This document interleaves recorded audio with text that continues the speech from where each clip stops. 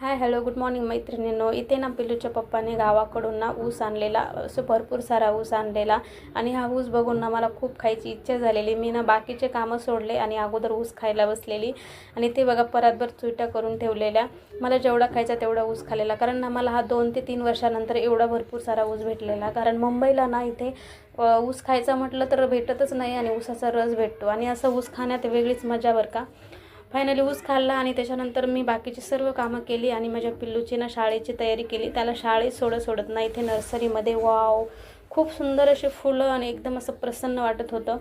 छान असे रोपटं, असं वाटत होतं एखादं तरी घरी नेऊन न्यावं आणि ते लावावं, पण ना मला काही वेळ नव्हता. त्याच्यामुळे म्हटलं चला नंतर कधीतरी आपण ते लावूया. इथे ना पिल्लूला माझ्या गप्पा मारत त्याला शाळेत सोडून त्यानंतर ना मग आम्ही घरी आलो, कारण खूप भूक लागलेली ना. मग सर्वांनी आम्ही जेवायला वगैरे घेतलेला. जेवणामध्ये वरण भात चपाती आणि घेवड्याची भाजी वगैरे केलेली.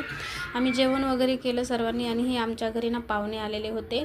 म्हणजे आमच्या वाड्यातली माझी चुलत जाऊ, म्हणजे सर्वात मोठी आहेत वाड्यामध्ये जाऊ आणि बाया. म्हणजे वयाने मोठी वगैरे आहेत मानानं, पण दिसायला ती खूप छोटी दिसते. त्याच्यानंतर आमच्या गप्पा वगैरे झाले, जेवण वगैरे झाले आणि त्यांना ना निघायचं होतं संध्याकाळी. त्याच्यामुळं मग मी बाहेरून जाऊन एक साडी आणली आणि त्यांना नेसवली, कारण 8 वर्षानंतर ते आमच्या घरी आलेले. चला बाय एंड